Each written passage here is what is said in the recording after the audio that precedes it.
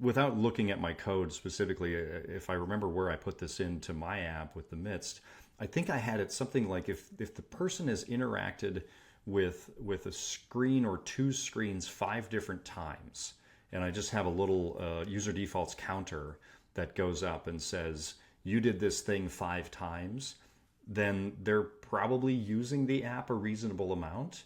And so then I trigger the prompt at that point. So it's an interaction target that I'm reaching for. But what do you look for?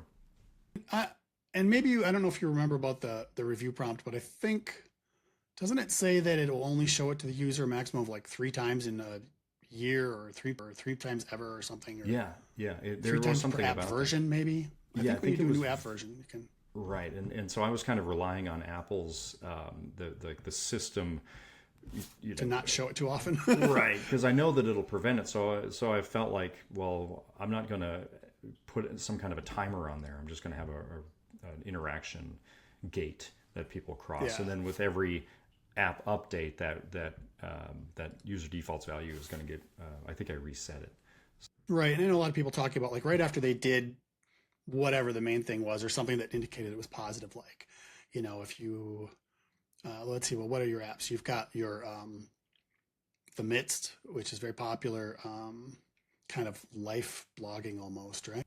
Life logging, yeah. Anyway, but that one, I think after you, after you checked in somewhere, maybe that would be a good time to say, oh, let's Right. throw up that thing saying, hey, how do you love the Midst? We know you love it, but like, can you please hit the 5 right here? That'd be great. Oh, what do you guys all think? Anyone else who's watching this? I know there's probably at least a couple hundred of you by now. There must be. Episode 2. I would be curious to know. It seems like it's something that's not really talked about a whole lot. Is where you trigger that, or I haven't gotten into a lot of conversations about where you trigger that. It's kind of this ephemeral thing that is. No, and I think it's at odds with the marketing.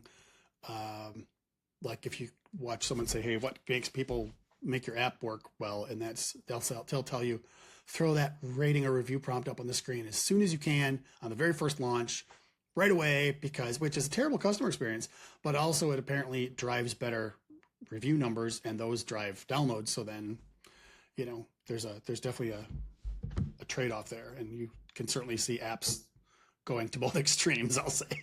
Yeah, it's this endless struggle with having a good experience, but then getting promoted or elevated on the App Store to get downloads. I hate that when I open an app and I've barely opened it and it asks me.